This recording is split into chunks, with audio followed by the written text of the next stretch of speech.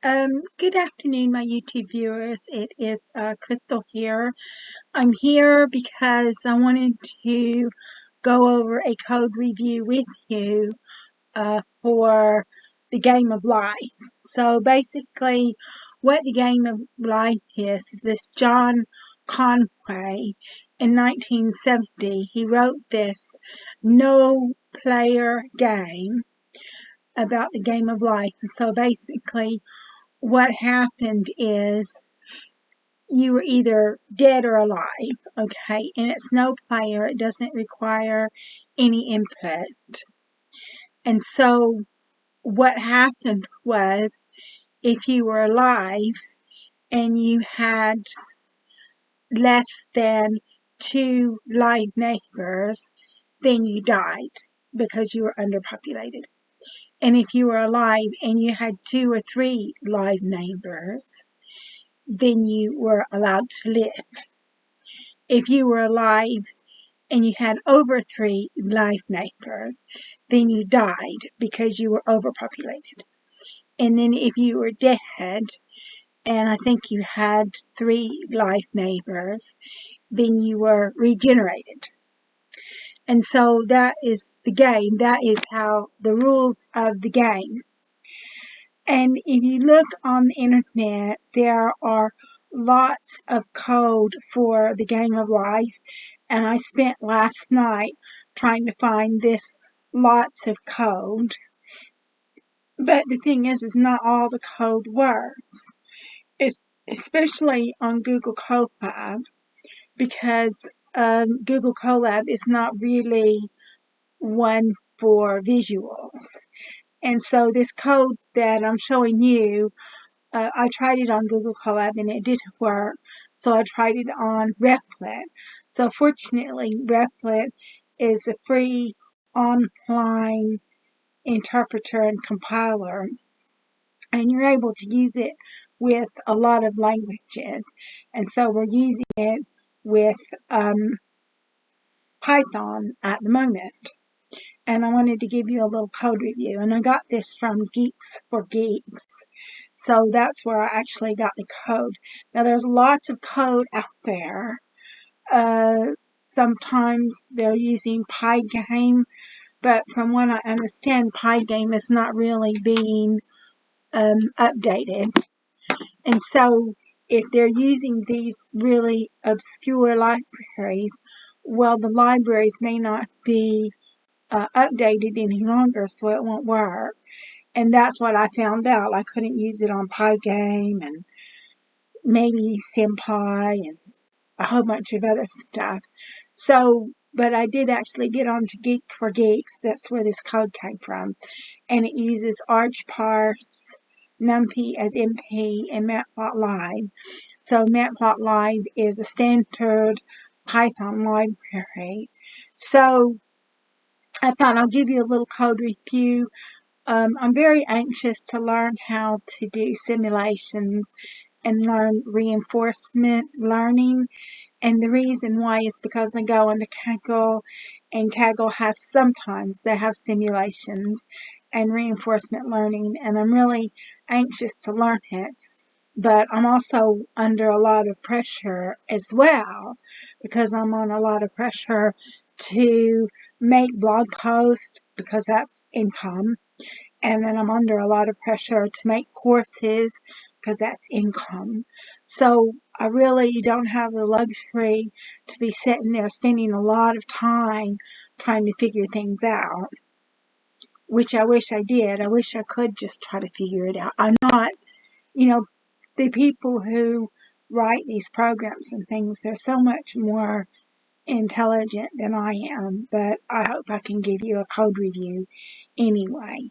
But even though they're so much more intelligent than I am, they probably have been studying math for years, studying statistics for years, studying computers for years, and I've only been studying computers the second time for about 2 years now, and so it's difficult for me, but hopefully I can give you a halfway decent code review, and you know that I got the Game of Life from Geeks for Geeks. So if you want to try it yourself on Replit, you can. So the first thing that we're going to do is we're going to import the libraries, which I already told you about. And now we're going to set the values up for the grid. So on is 255 and off is 0. And vowels are going to be on and off. And now what we're going to do is we're going to define the random grid. And that's a function. It returns a grid of n times n random values. So return np random.choice vowels n times n, p equals 0.2, comma 0.8, reshape in n. And then so now what we're going to do is we're going to define the Add Glycer, and it takes I, J, and grid as input. And I'd also like to say on the random grid, it takes n as input.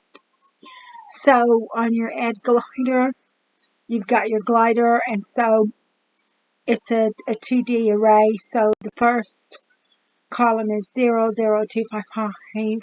The second column is 255, 0, 255. The third column is 0, 255, 255. And remember, that's on and off up here, you know. And then so the grid, so I colon I plus 3, comma J colon J plus 3 equals the glider. Now we define Add Glycer glider gun, and that takes I, J, in the grid.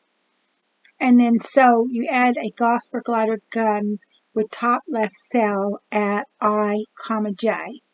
So the gun is a NumPy array of zeros at 11 times 38, and you're going to reshape that to 11, comma 38. And then you've got all of these gun values that you set it up for. And then after you've set all the gun values up, the grid from I colon I plus 11, comma I colon I plus 38 equals gun. And then we set up our new function of define function update, and it takes frame num, img, grid, and n as the input. So new grid equals a copy of the grid. A copy grid, since we require 8 neighbors for calculation, and we go line by line. For I in range n, for j in range n. And it says compute 8 neighbor sum using toroidal boundary conditions x and y wraparound so that the simulation takes place on a toroidal surface. Well, I don't even know what a toroidal surface is. I'm going to have to look up toroidal, find out what that is. Okay, and then what we do is we apply the Conway's rules. If grid ij equals on, if total is less than 2 or total is greater than 3, new grid I, comma j equals off. Else, if total equals 3, new grid ij equals on. And then so we update the data. So imj set data on the new grid, and then grid equals new grid, and you return img. So then you've got your parser, your argument parser, add arguments, set grid size, n equals 100 if args.n and int args.n greater than 8, n equals int args.n. Set animation, update interval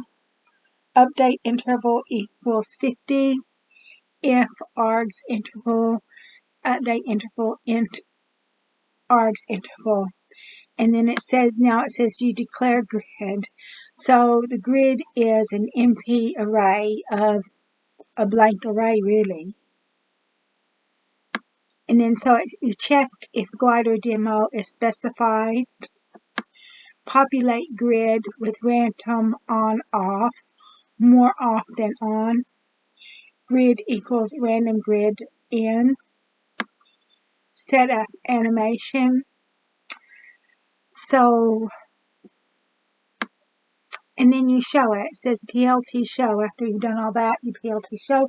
And then you go to the main part of the program. If name equals main, and then you go to main. So main is your main part of your program. There it is.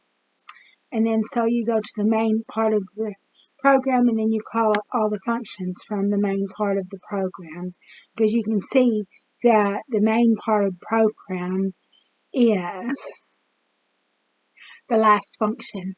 So all of the other functions have been declared before that.